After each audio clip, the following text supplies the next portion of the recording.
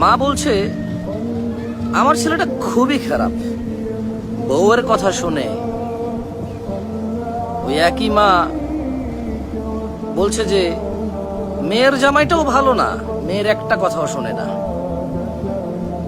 বোন বাপের বাড়ি এসে বলল যে ভাইটা আগের মতো নেই, খারাপ হয়ে গেছে, তত্ত্ব তালাশ করে না, দাওয়াত দেয় না, খোঁজ খবর নেয় না, ঈদ চাঁদ কোরবানি যায় জামা কাপড় দেয় না, একটু দাওয়াতও করে না, একটু বিপদে পড়লে হেল্প করে না।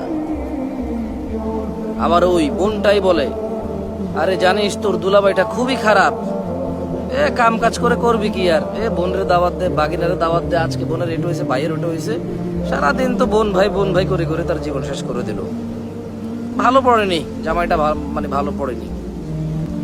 অবাক অবাক করা চরিত্র না?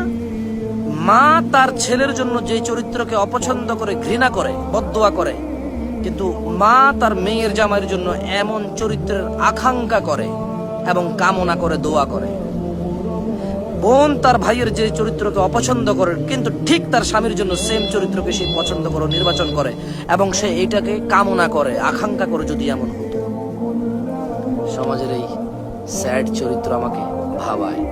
আমি সবাইকে বলবো না, এরকম হয়, আমরা দেখেছি।